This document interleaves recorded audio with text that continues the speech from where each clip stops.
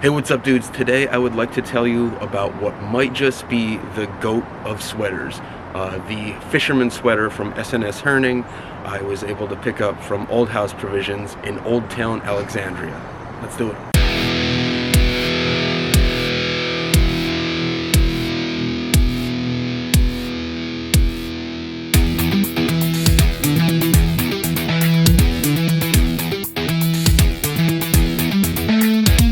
What really convinced me that a style kind of YouTube channel would be cool, fun, productive for me, I guess, would be the third or fourth friend asking me, hey, where'd you get that? With respect to my SNS Herning Stark cardigan. And actually, I think that was the first video I actually did. The thing that made me really fanatical about that in particular is because it's something where you could pay $200 or in that ballpark and have what's basically the best that money can buy, sustainably made and built to last a lifetime. Since I got that, I've been a real big fan of SNS, and if I get an email about a sale, usually that's like the brand that I'm going to be looking for if I click it. Crewneck sweaters are kind of rough, man. Like, it's hard to get one of those at a reasonable price point that's well made and doesn't really look too ornate or floofy. I don't know, nothing wrong with that aesthetic, just not really what I tend to wear, especially if it's something with any type of design to it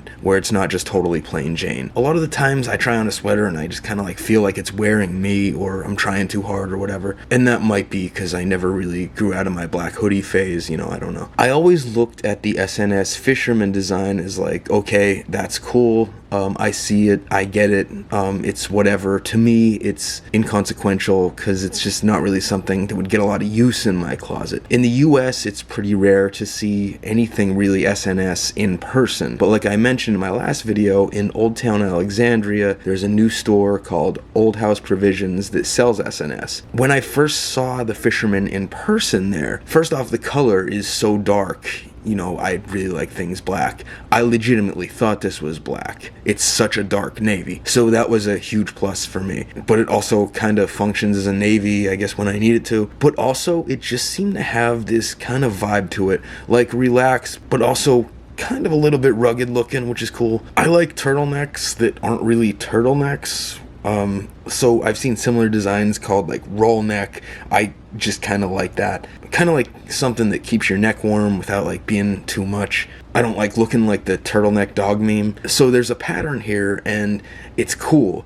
It's substantial, but it stays on the side of dapper without veering into being dandy. It's just one of those things that you put on and it just makes sense. SNS Herning sweaters are, as far as I'm concerned, the best sweaters I've ever held, and that is the truth, Ruth. So these are typically around $200 to $250 American dollars, depending on where you're shopping and whatnot. End Clothing has historically been pretty good at sales, by the way, but you could also buy directly from SNS, which is a good move, because they have pretty good sales once in a while. To compare these to a competitor, and I'm using that term pretty loosely, someone who has a lot of market share in the same price point, like J. Crew has a cashmere cable knit that's usually around this price range, and they don't usually go on sale for about $2 something. I actually have one and I like it, you know, but it's not anywhere close to SNS. SNS is the GOAT. By the way, real quick, I decided to go with an XL on this